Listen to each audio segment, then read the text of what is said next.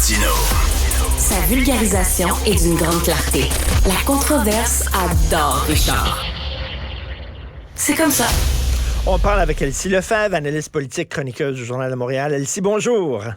Bonjour, Richard.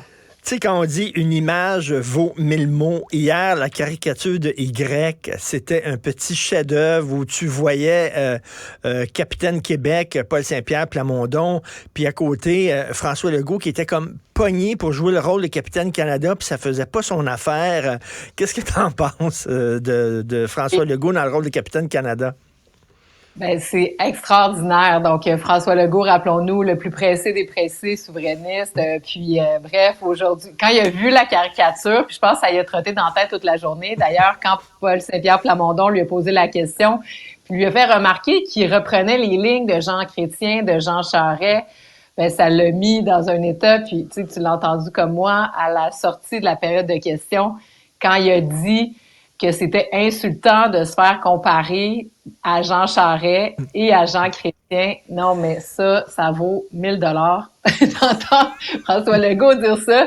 Là, je m'imaginais François Legault à la tête du comité du non d'un futur référendum. Donc, lui, à titre de premier ministre québécois, c'est sûr qu'il est le président du comité du non, avec Justin Trudeau d'un côté, Jean Chrétien qui vient, qu'on sort des boulamites une fois de temps en temps, Jean Charest, puis là, ça, c'est son équipe de gagnants pour défendre le Canada. Bref, c'est incroyable de voir. Mais il veut pas se faire étiqueter de fédéraliste. Lui, il veut se faire étiqueter de nationaliste.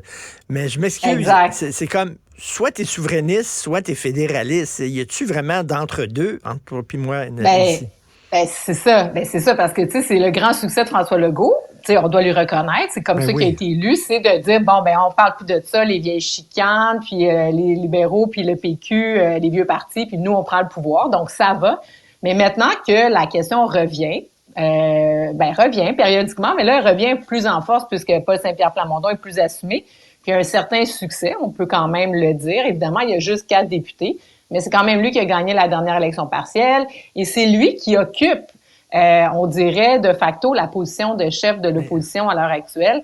Donc, François Legault peut plus rester sur la ligne.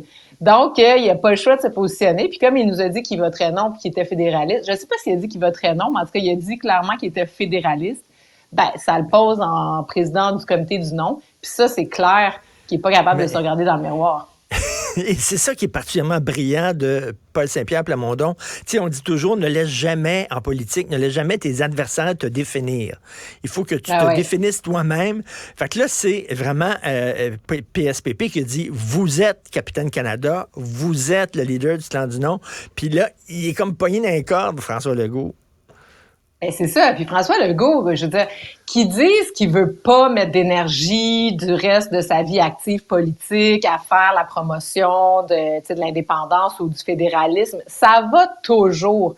Sauf que le débat s'est mal enclenché la semaine dernière quand il est allé servir les mêmes arguments, les pertes d'emploi. Puis là, il reprend l'argument de la peur qui a toujours servi les fédéralistes de faire peur au monde, les pensions de vieillesse, les camions de la Brinks, les sièges sociaux, vous allez devenir pauvre. Philippe Couillard nous a même dit que le Québec serait réduit à la pauvreté, tu sais, pauvre de nous.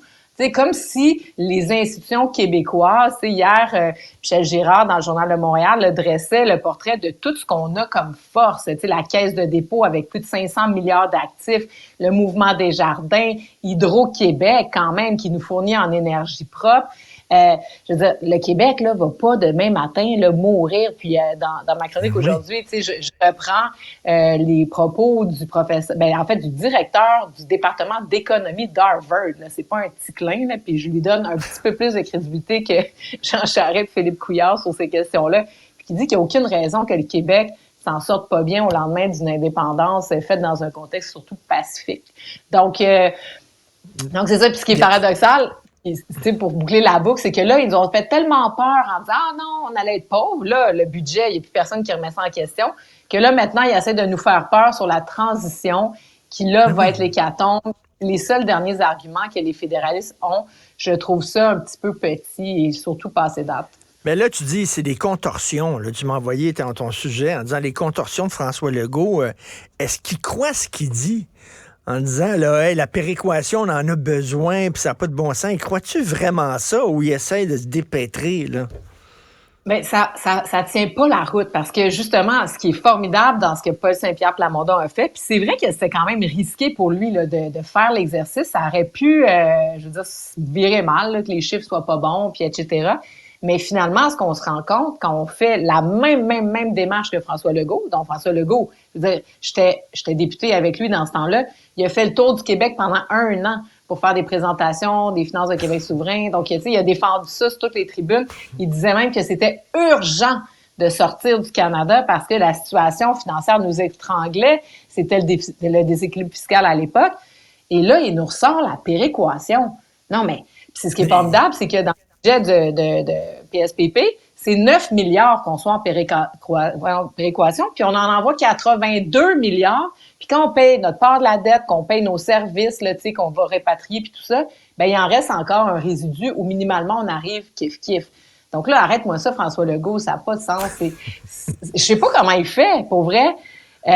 Puis tu sais, rappelle-toi, pas dernière élection, mais première élection, non pas la dernière, quand François Legault nous a dit « faut voter pour les conservateurs », c'est parce que François Legault, là, il déteste Justin Trudeau. Là. C'est viscéral. C'est comme là, il fait des beaux sourires pour la caméra, mais il l'aime pas. Jean Charest, hier, ce qu'il nous a dit, il l'aime pas. C'est pas sa famille politique, c'est pas ses convictions, c'est pas son être. Donc, je sais pas comment il fait pour jouer dans ce film-là. Il essaie d'être assis entre deux chaises, puis il dit les gens sont tannés des vieilles chicanes. Mais je m'excuse, mais les vieilles chicanes, elles sont là. Elles existent. T'as beau te mettre la tête dans le sable en disant « je veux pas les voir ». Tu sais, comme on dit, si tu t'occupes pas de l'économie va s'occuper de toi. C'est ça, là? Ben exactement. Exactement. Regarde, il est allé là au fédéral pour aller chercher la part du lion pour la santé au Québec. Il avait identifié ça minimalement à 6 milliards. Là. Puis ça, c'est un gros minimum. Il est reparti, là, la tête entre les deux jambes. On a eu 1 milliard. Puis en plus, là-dessus, il impose des conditions. C'est pour ça que le Québec a toujours pas signé.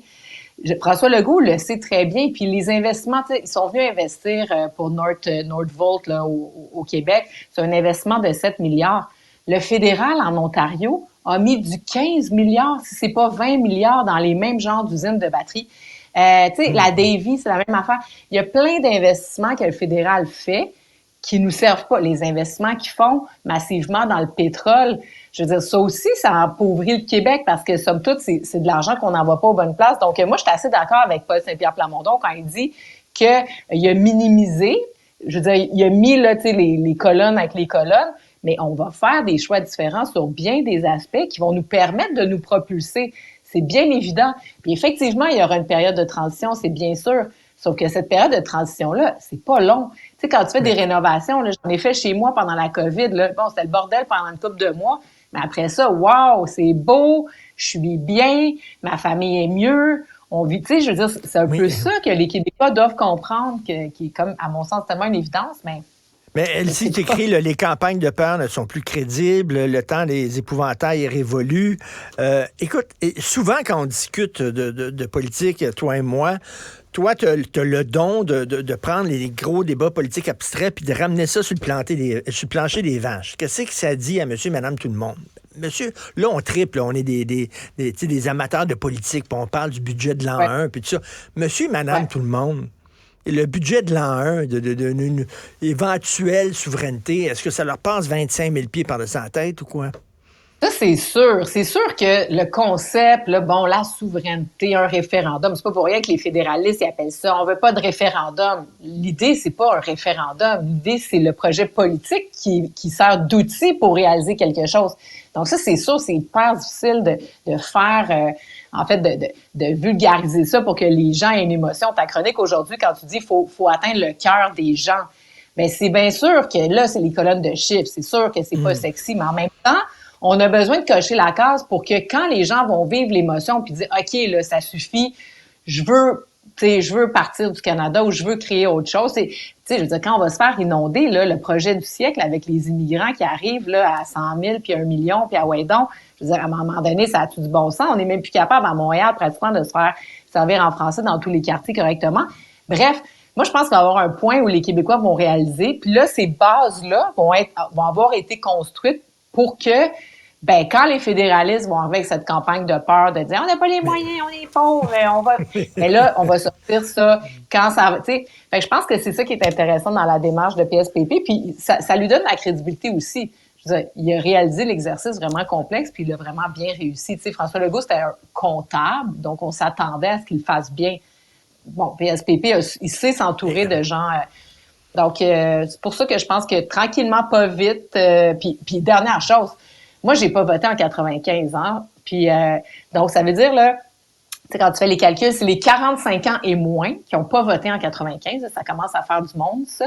Puis, c'est des gens qui ont pas du tout été sensibilisés à la question nationale non plus, qui ont pas entendu parler parce que les libéraux ont été au pouvoir pendant 20 ans. Donc, il y a quand même un espace pour aller conquérir les jeunes via le projet écologiste, via plein d'affaires. Donc, je sais pas si ça va fonctionner, mais faut essayer. Si François Legault, là, il était à la tête d'un gouvernement super majoritaire, là, puis il a dit, on va aller chercher des pouvoirs. Là. Vous m'avez accordé votre confiance, puis on est fort, fait qu'on va aller à Ottawa, puis on va négocier. Il n'a rien ramené. On cogne à la porte d'Ottawa, puis c'est fuck all, et ils veulent rien savoir. Est-ce que tu penses que les gens ordinaires se rendent compte de plus en plus que c'est soit tu rentres dans le Canada puis tu walk the line, comme on dit en anglais, là, tu vas par là, ou soit c'est la souveraineté, puis que les gens se rendent compte de plus en plus, il n'y a plus de troisième voie. Il n'y en a pas vraiment. Ben, c'est un peu ça le pari du Parti québécois. Puis, tu sais, je veux dire, c'est sûr que les services publics, parce qu'on peut en parler de midi à 14 heures, c'est vrai. Moi, je veux dire, c'est une catastrophe, là. Ça va pas bien en éducation, ça va pas bien en santé, etc. Puis les Québécois vont dire, ah, mais là, vous êtes pas capable de gérer les missions québécoises. Comment voulez-vous gérer un pays? Oui, mais c'est parce que on gère des missions québécoises avec la moitié du coffre à outils. À un moment donné, c'est sûr que si tu patches tes rénaux, ben, ça va avoir l'air d'un peu n'importe quoi, puis, tu sais, ça va tenir tout croche. Donc, c'est ça le défi. Du mouvement souverainiste, de faire comprendre aux Québécois. Puis, pour la suite des choses, est-ce que les gens dans leur salon rêvent de ça? Je pense pas, mais il y a quand même un 35% de souverainistes qui se disent indépendantistes. Puis, quand PSPP dit, ben moi, si je suis élu, je vais faire un référendum, ben rappelons-nous que Jacques Parizeau, quand il était élu, il y avait ça à peu près 40% de souverainistes. Donc, la campagne référendaire a fait monter les appuis. Et puis, rappelons-nous aussi que ça a été volé, ce référendum-là, par le camp du non. Donc, en principe, le oui aurait gagné. On serait peut-être ailleurs aujourd'hui en train de parler d'autre chose. Mais c'est sûr que les gens se battent pas dans les autobus, comme dit François Legault, mais à un moment donné, quand c'est présenté, quand on parle, tu sais, si la loi sur la laïcité, la loi 96, si c'est des faits en cours, si ça continue d'être le bordel partout au fédéral, qui sait? Puis à Poilievre, là, s'il nous arrive avec l'avortement, puis tout ça, tu sais, il y a plein de si, on sait pas vers quoi on s'en va. Donc moi, je pense que, tu sais, dans le fond, c'est cohérent pour le Parti québécois de consolider ses... Non, je conseille aux gens de lire ta chronique, page 17, Journal de Montréal, le Québec a les moyens d'être indépendant, et tu cites, et ça, c'est pas n'importe qui, là, l'ancien directeur le gars, il dirigeait le département d'économie de l'université de Harvard. Et ça, je ne savais pas ça. Puis il a dit, sur un plan strictement économique, il ne serait pas tellement difficile pour le Québec de devenir indépendant. L'ancien directeur du département d'économie de Harvard, pop, voilà. Exactement. Tu sais, voir que le nord des États-Unis, là, en ce moment, on envoie notre hydroélectricité. Ça, d'ailleurs, c'est un méchant bon coup parce qu'ils ne pourront plus se priver de nous. Voir que les compagnies, les entreprises, l'Ontario, qui font des échanges avec le Québec du jour au lendemain, vont dire « Ah non, le petit Québec, là, on veut plus. » Voir que les maritimes vont arrêter de traverser le Québec pour se rendre en Ontario. Tu sais, je veux dire, à un moment donné, les économies sont tellement imbriquées ensemble qu'on peut plus faire de chantage par rapport à ça. C'est sûr que ça va se régler.